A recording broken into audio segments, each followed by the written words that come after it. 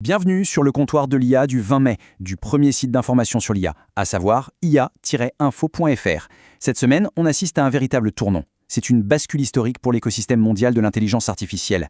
Les dynamiques qui se déploient là, juste sous nos yeux, sont en train de transformer radicalement le paysage technologique, économique et même scientifique. Au cours de ce décryptage, on va confronter les promesses vertigineuses de cette technologie aux réalités très concrètes du marché et de la réglementation. Allez, c'est parti, plongeons dans le vif du sujet. L'objectif de cette analyse, c'est vraiment de relier les points entre tous les événements marquants de la semaine. Au programme aujourd'hui, 1. Le grand paradoxe technologique, 2. L'ère de l'autonomie scientifique, 3. Le mur réglementaire européen, 4. Les usages et tendances en France, et enfin, 5. L'indépendance numérique indispensable. On commence tout de suite avec notre première partie, le grand paradoxe technologique. Des milliards investis, des milliers licenciés. Et oui, la réalité du marché actuel est assez brutale. L'intelligence artificielle, c'est à la fois une immense promesse de productivité, mais c'est aussi un puissant moteur de destruction d'emplois dans le secteur technologique traditionnel. C'est stupéfiant, le chiffre est glaçant, 78 000. C'est le nombre de salariés de la tech qui ont perdu leur poste depuis janvier 2026. Et le détail qui interpelle, c'est que près de 48% de ces pertes sont directement liées à l'automatisation. Les exemples s'enchaînent.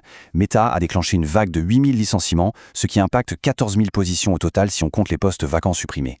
Amazon a carrément effacé environ 30 000 emplois administratifs, Oracle s'est séparé de 10 000 salariés et Microsoft a lancé un plan de départ volontaire visant près de 8 750 collaborateurs. C'est tout simplement colossal. Mais attention, c'est là qu'on observe un contraste absolument saisissant, 650 milliards de dollars. Pendant que des dizaines de milliers d'emplois disparaissent, les 4 géants de l'industrie, donc Amazon, Meta, Google et Microsoft, prévoient d'investir conjointement cette somme astronomique dans les infrastructures d'intelligence artificielle, et ça juste pour l'année 2026. Chez Meta, par exemple, la quasi-totalité des ressources est redirigée vers un programme d'investissement massif et vers leur toute nouvelle entité, Meta Super Intelligence Labs. Et cela illustre brillamment ce qui est en train de se jouer. La citation de Mark Zuckerberg est d'ailleurs sans équivoque.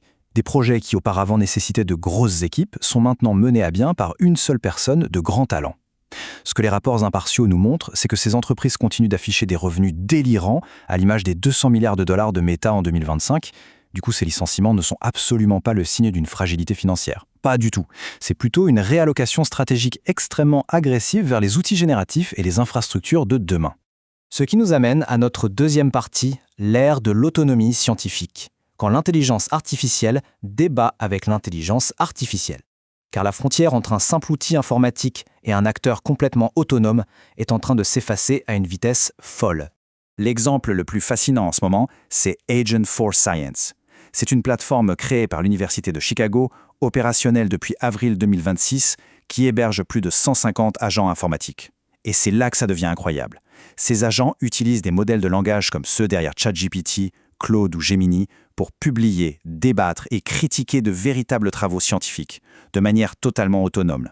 C'est littéralement de la science générée à partir de données textuelles, sans la moindre intervention humaine dans le processus. Cette évolution fait d'ailleurs écho à une réflexion passionnante du philosophe des sciences, Philippe Huneman. Il dit « Un scientifique, c'est une bibliothèque qui produit un livre ». C'est une métaphore tellement puissante. Parce que si une machine est capable d'ingurgiter l'intégralité d'une bibliothèque numérisée pour générer un nouveau savoir scientifique parfaitement cohérent, eh bien, on est en droit de se demander quelle est la véritable valeur épistémique de ces travaux entièrement automatisés. Le débat intellectuel est plus qu'ouvert. Allez, redescendons un peu sur Terre pour aborder notre troisième point, le mur réglementaire européen. Moins de 3 mois pour se conformer. Fini la théorie des laboratoires, place à l'urgence juridique immédiate. Passons à la chronologie pour voir comment tout cela s'articule. Tout s'accélère. Janvier, c'est le début des licenciements massifs. En avril, l'autonomie informatique prend son essor scientifique. Et aujourd'hui, en mai 2026, le constat fait peur. Moins de 30% des PME européennes ont entamé une démarche de conformité. Or, l'échéance critique, c'est ce 2 août 2026. C'est la date de mise en conformité obligatoire pour les systèmes dits à haut risque. Le temps presse considérablement, et la pression est d'autant plus forte que des modèles asiatiques en accès libre viennent complètement bousculer les équilibres sur lesquels repose cette régulation. Et ignorer cette échéance, c'est s'exposer à des risques absolument majeurs. Pour s'en faire une idée, regardons ce chiffre. 35 millions d'euros. C'est le plafond vertigineux des sanctions encourues. Et cela peut même s'élever jusqu'à 7% du chiffre d'affaires mondial d'une entreprise. Les autorités de contrôle françaises, incluant la CNIL, la DGCCRF et l'ARCOM, sont déjà en position de contrôle. La CNIL a d'ailleurs prévenu très clairement qu'elle allait intensifier ses vérifications de manière très stricte sur les systèmes de ressources humaines dès l'automne. Passons maintenant à notre 4e section, usage et tendance en France. Stratégie commerciale et sécurité en première ligne. Au-delà des risques et des lois, la vraie question, c'est de savoir comment les entreprises s'approprient concrètement ces outils. Selon les données récentes, le secteur de la promotion commerciale est indéniablement le plus avancé en France. On observe que 55% des entreprises ont déjà intégré cette technologie pour la production de textes. Mais il y a plus impressionnant encore, près de 75% des équipes utilisent des outils génératifs pour analyser en profondeur les données clients. En parallèle, la sécurité informatique s'impose comme un secteur d'adoption majeur, pour détecter très en amont les anomalies réseau et les menaces potentielles. Mais l'adoption ne s'arrête pas aux portes des entreprises. Il y a une véritable mobilisation de la société civile. L'actualité rapporte par exemple la tenue d'un colloque citoyen en Meurthe-et-Moselle, à Nancy. Cela réunit des élus locaux et des experts pour décrypter cet impact technologique. Et en parallèle, un marathon de programmation étudiant y est organisé pour concevoir des solutions concrètes destinées à moderniser l'action et les services publics. C'est vraiment la preuve d'une volonté collective de maîtriser la technologie plutôt que de la subir. Enfin, abordons notre 5e et dernière section, l'indépendance numérique indispensable. Ne plus construire sur du sable. Le point crucial ici, c'est que pour les PME, les artisans ou même les associations, naviguer dans cet écosystème en pleine mutation exige une véritable stratégie d'indépendance vitale. Baser l'intégralité d'une activité sur des réseaux sociaux s'apparente au piège absolu de construire sur du sable. Un simple changement d'algorithme ou une faille informatique peut entraîner une disparition numérique immédiate. En opposition stricte, détenir un site internet propre offre une sécurité fondamentale. C'est aujourd'hui le seul véritable gage d'autonomie et de maîtrise totale de la diffusion des contenus. Alors comment on déploie ça? La méthodologie de la résilience numérique se fait en 4 étapes claires. 1. Établir un site internet autonome. 2. Y publier des contenus à très forte valeur ajoutée.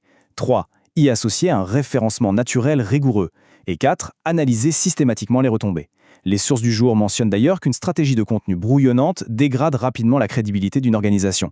Ainsi, lorsqu'il manque du temps ou du budget en interne, s'appuyer sur une agence spécialisée, à l'image de C-Media qui est évoquée dans les publications, constitue une réponse vraiment pragmatique pour développer une image solide sans s'épuiser.